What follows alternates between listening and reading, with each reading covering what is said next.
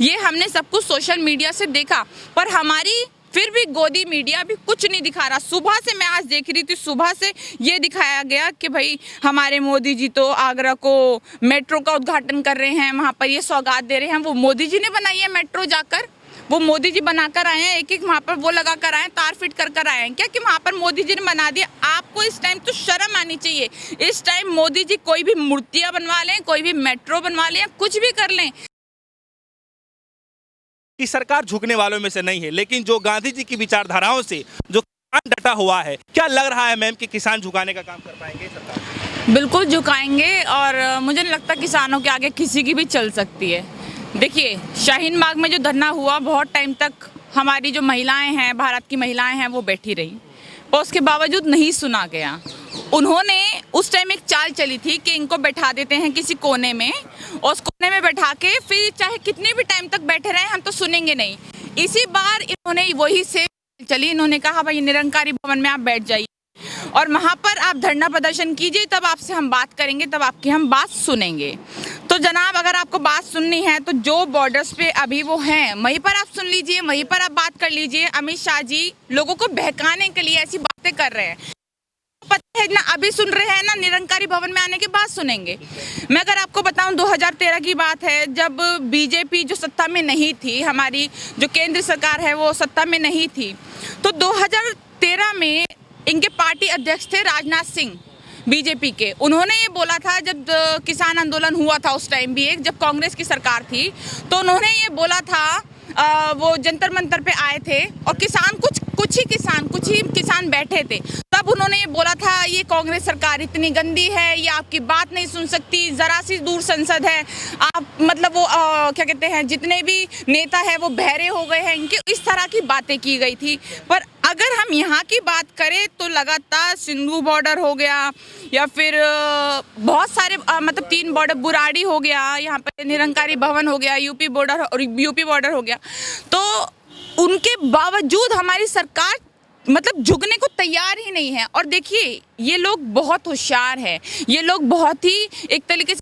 सत्ताधारी पार्टी जो होती है ना, वो ये है। हम पीछे देखिए, ये तो आगे की खेल हो रहा है, पीछे की अगर हम बात करें ना, तो पीछे इन्होंने देखिए बढ़ाएंगे, सारे एक्टिविस्ट जो है उनको गिरफ्तार किया जाएगा, तो इस तरह के काम उनके पीछे चल रहे हैं। और अभी देखिए, मीडिया पहले नहीं दिखा रहा था, पर गोदी मीडिया आखिर हमारे भारत में कैसे सोच सकता है? ये तो कभी सोच ही नहीं सकता, क्योंकि आज भारत की जो हालात है वो हमारी सरकार, हमारी पुलिस और हमारी मीडिया की वजह से ही है। ठीक है, लेकिन मैम, जो कृषि मंत्री जी हैं, क्योंकि जो पिछले कई दिनों से जो वार्तालाप किया जा रहा है, उसमें ये बात चीज़ सामने आ रही है कि किसानों का जो बिल है उसमें संशोधित करने के लिए तैयार है। वो कह रहे हैं कि चेंजेस हम ला सकते हैं इसके अंदर में, फिर भी सरकार अड़े हुए हैं और बंद करने के लिए आगाज भी कर दिया जा चुका है। तो जो आखिरी बैठक करने की जो बातचीत की जा रही है, तो उसके लिए फिर क्यों नहीं? देखिए, किसान जो हैं बिल्कुल सही अड़े हुए हैं। मैं बिल्कुल भारत बंद के साथ हूँ। भारत बंद होना चाहिए। जब पूरी दिल्ली, जब ये लोग संसद में बैठे लोग परेशान होंगे, तभी इनको पता चलेगा कि किसानों की जो हालात है आज वो क्या है। मैं आपको बता देती हूँ, जो सब्सिडी मिलती है ना किसानों को, तो हमारे सब्सिडी मिलती है किसानों को पूरे साल की। मतलब सब्सिडी का मतलब ये होता है कि किसानों को अगर धूप बारिश किसी भी तरह से किसी चीज उनकी खेती जो है किसी भी तरह उनको नुकसान होता है, तो सरकार उसका भुगतान करेगी साल के एंड में। तो हमारे यहाँ किसानों को मिलता है 15 कुछ हज़ार रुपये, 15,000 कुछ रुपये ऐसे मिलते हैं। अगर हम यहाँ पे थोड़ी सी आगे जाएं, चीन की हम बात करें, तो वहाँ पर मिलते हैं 59,000 रुपये और कुछ रुपए। फिर अगर उसके हम आगे जाते हैं, अगर हम जापान की बात करते हैं, तो वहाँ पर मिलते हैं 9 लाख रुपए, 9 लाख रुपए। और अगर हम यूएस की बात करते हैं, अगर हम विश्व गुरु बनने की यहाँ पर बात कर रहे हैं, अगर हम यूएस की बात करते हैं, अमेरिका की बात करते हैं, तो हमें वहाँ पर देखते हैं कि हम किसानों को सब्सिडी जो मिलती है वो मिलती है 42 लाख रुपए। मतलब 42 लाख और 15,000 रुपए में इतना फर्क होता है। और हम यहाँ पर विश्व गुरु बनने का नाटक कर रहे हैं। विश्व गुरु बनने के लिए हम आगे होड़ में लगे हुए हैं। मतलब ये समझ लीजिए कि अगर यूएस का किसान पूरे साल में कुछ भी ना कमाए ना, उसको सिर्फ नुकसान ही नुकसान हो, तब भी उनको इतना पैसा मिलता है कि पूरे साल का भुगतान एक बार में हो जाता है। यहाँ पर सब्सिडी नहीं मिलेगी। और उसके बाद जो एमएसपी रेट जो है, जो उनका मिनिमम सपोर्ट प्राइस है, वो जो उनको मिल रहा है वो भी किसान हटाने में लग गई है।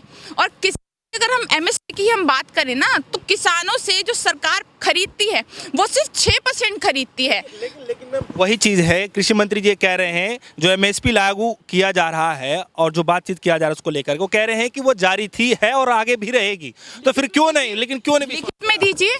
हमें विश्वास इसलिए नहीं है क्योंकि ये सरकार कभी लिखित में नहीं देगी। देखिए 15 लाख का वादा हुआ था, 2 करोड़ रोजगार का वादा हुआ था दिल्ली के लिए, कहाँ है वो रोजगार, कहाँ है भारत के रोजगार। अभी वैक्सीन बोला था ना बिहार जाएंगे तो वैक्सीन बना देंगे, कहाँ है वो वैक्सीन, कोरोना की वैक्सीन। तो अगर आप इसी तरह से जुमलेबाजी करेंगे ना तो शायद जुमलेबाजी आपके बिहार के कुछ लोगों ने सुन ली होगी या फिर ऐसे लोगों ने सुन ली होगी जो आपके अंधभक्त बने बैठे हैं आज। पर हम जैसे लोग या फिर किसान वो इतने मतलब इतनी अच्छी फैमिली से बिलोंग करते हैं। मैं जाकर देखती हूँ, हम रोज वहाँ पर जाते हैं बुराड़ी, तो मैं देखती हूँ कि इतनी अच्छी सी फैमिली से बिलोंग करते हैं। किसी के बच्चे कनाडा में हैं, किसी के बच्चे लंदन में हैं, पर फिर भी वो दिन रात यहाँ पर बुजुर्ग लोग यहाँ पर बैठे हैं। क्यों? क्योंकि उनका आने वाला कल जो है, उनकी जो बुजुर्ग अवस्था है आने वाले कल में खराब ना हो। तो अगर वो ये बैठे हैं यहाँ पर दिन रात इतने ठंड में तो कुछ ना कुछ सोच समझ के बैठे होंगे। अगर ठीक है, अगर आपको लगता है कि ये सब चीज़ें हो जाएंगी तो आप लिखित में दीजिए और अगले ही दिन वो लोग जो बैठे हैं, कोई भी नहीं चाहता कि हम दिन रात बैठे ठंड में बैठे हैं ऐसे परेशान हो। अगर आपको लगता है कि हाँ ये जो एमएसपी है ये बने रहेगी या फिर 3 कानून जो आपने इनके ऊपर थोपे हैं ज़बरदस्ती किसानों के ऊपर, इनको ये लागू नहीं होंगे, इनको हटा दिया जाएगा, तो ज़रा लिखित में दीजिए, तब बात जाके मानी जाए आपकी। इसी बीच में एक बड़ी खबर ये कि बड़े सारे जो समाज सेवी हैं और साथ ही साथ जो खिलाड़ी हैं वो अपना जो उनको पुरस्कार जो मिला हुआ है वो रिफंड कर रहे हैं, सरकार को वापस देना चाहते हैं विरोध में, क्योंकि जो बिल लाया गया है वो उसके विरोध में है, वो वापस करना चाहते हैं। तो क्या लग रहा है मैम आपको कि एक बड़ी समस्या सरकार के सामने आने वाली है? बिल्कुल सही कर रहे हैं वैसे अवार्ड वापसी, क्योंकि ऐसे अवार्ड पे मतलब हमें तो शर्म है ऐसे अवार्ड मिलना कि वो सरकार जिसने कभी किसी का सोचा नहीं, ना किसी धर्म का, ना किसी कास्ट का, ना किसानों का, ना दलितों का, ना मुसलमानों का, कभी किसी का नहीं सोचा। तो उस गंदी सरकार से अवार्ड लेना मेरे ख्याल से शर्म की बात है। तो जो भी अवार्ड वापस कर रहे हैं लोग वो बहुत समझदारी से कर रहे हैं। जिन लोगों को अवार्ड मिले हैं वो वेल एजुकेटेड लोग हैं, समझदार लोग हैं। तो अगर वो अपना अवार्ड वापस कर रहे हैं तो बिल्कुल सही कर रहे हैं। और अगर हम सरकार की यहाँ पर बात करें तो उन पे परेशानी आने वाली है या नहीं आने वाली, तो सरकार पर बहुत बड़ी परेशानी आ चुकी है। अगर हम बात करें सिंघू बॉर्डर की, सिंघू बॉर्डर जो है यहाँ पर यूपी जाने का जो रास्ता है, यूपी बॉर्डर लगता है, अगर हम यूपी वहाँ से जाएं तो मैं आपको एक बात बताना चाहूँगी, कई हज़ार करोड़ का हमें रोज़ नुकसान उठाना पड़ रहा है, कई हज़ार करोड़ का। पर फिर भी किसान इतना कई हज़ार करोड़ का नुकसान उठाने के लिए तैयार हैं, पर 6% एमएसपी रेट जो है उसको लिखित में दे नहीं सकते ये लोग कि हाँ भाई आपको लिखित में दे रहे हैं, एमएसपी नहीं हटेगा। तो मतलब आप कई हज़ार करोड़ का नुकसान करवा सकते हैं। सिर्फ 15,000 रुपये आपको सब्सिडी देनी होती है, फिर भी आप किसानों की इतनी सी बात नहीं सुन सकते कि 6% उनका जो, देखिए जब बाढ़ पीड़ित कोई देश होता है ना, जब बाढ़ पीड़ित कोई जगह होती है कि कहीं बाढ़ आ गई, जैसे केदारनाथ बद्रीनाथ में आई थी, तो केदारनाथ जी पे हमने देखा था कि वहाँ पर जो लोग थे जो फंसे हुए थे, तो हमारी जो सरकार है उनको अनाज प्रदान कर रही थी, मतलब ऊपर से उनको अनाज दे रही थी। वो अनाज कहाँ से आता है? वो अनाज वही होता है जो सरकार 6% खरीदती है। आप उसको भी नहीं खरीदेंगे तो उनको सीधा खरीदेंगी प्राइवेट कंपनियां जो है अडानी अंबानी की, और वो इस रेट पर उनको दे देगी जिस रेट पर लोगों को वो दे देती है कम दामों पर। जो स्टॉक किया हुआ जो चीज़ें होती हैं वो दे देंगी। और अगर हम बात करें यहाँ पर 2014 से पहले की, तो 2014 से पहले की हम हर चीज़ पे देखें ना, हर चीज़ पे बीजेपी सरकार ने, जो हाल ही सरकार है, हर चीज़ पे कांग्रेस के सवाल उठाते वो आई है।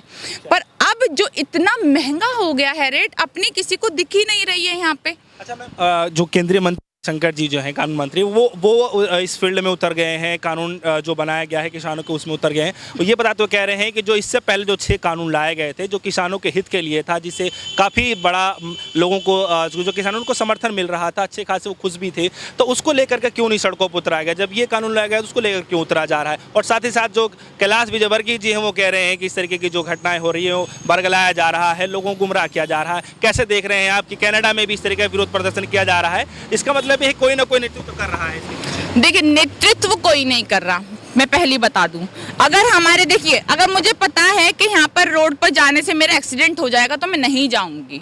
मुझे पता है कि यहीं पे खड़ा रहना मेरे लिए ठीक है, क्योंकि यहाँ पर मैं बची हुई हूँ, तो इसलिए मैं यही सोचूंगी। तो हमें पता है हमारा अच्छा बुरा क्या है, हमारे लिए कौन सी चीज नुकसानदायक है, कौन सी चीज अच्छी है।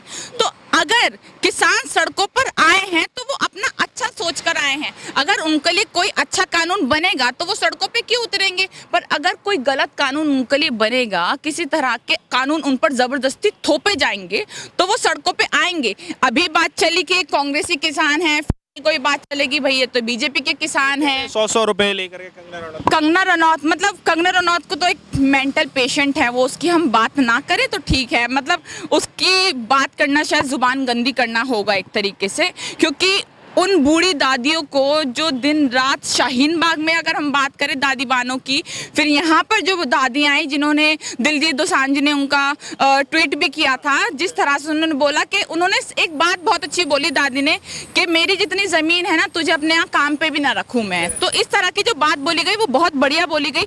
तो अगर ये बोल रहे हैं कि 100 रुपये में लोग आते हैं, तो पहले आप अपने गिरबान में झाँक के देखिए कंगना रनौत जी। किसान आंदोलन है ना, किसी को नहीं पता, सोशल मीडिया की वजह से ही आज शायद सब कुछ चल रहा है।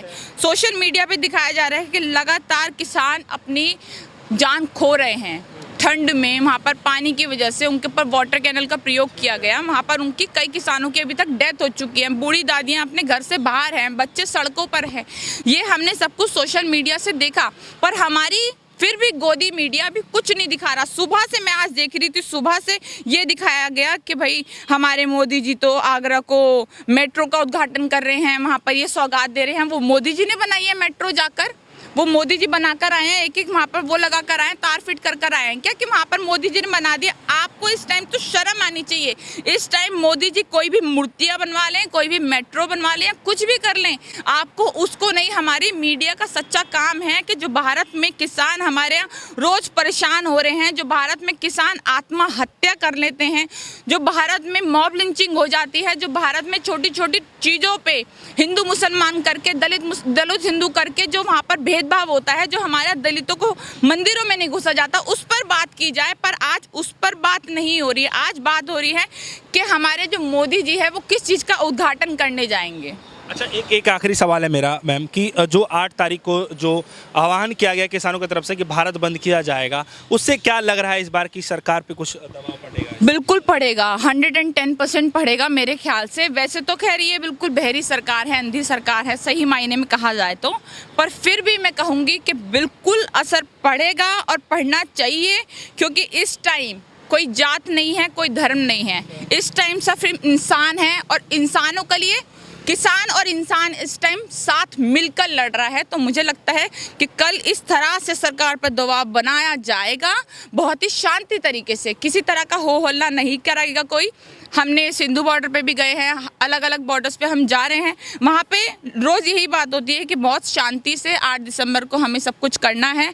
हम बस ये चाहते हैं, हमारी सरकार से ये गुजारिश है कि आप प्लीज़ जो मांगे हैं उनको मान लें और उसके बाद हमें लिखित में दे दीजिए। तो मेरे ख्याल से 8 दिसंबर एक इतिहासी दिन होगा जिस टाइम सरकार पे ऊपर कुछ दबाव बनेगा, खासकर बीजेपी के ऊपर, जहाँ पे आज तक कोई दबाव बनाने में पूरा कामयाब नहीं हो पाया। कल किसान शायद हमारे लिए उनके ऊपर दबाव बनवाने के लिए मतलब पूरा हो पाएगा। ये मिलाकर के जो लड़ाई है वो आर पार की होगी, बिल्कुल आर पार की होगी। इस टाइम एक तबका है सरकार और एक तबका है किसान, और हमारा इंसान, किसान और इंसान साथ मिलकर लड़ रहा है।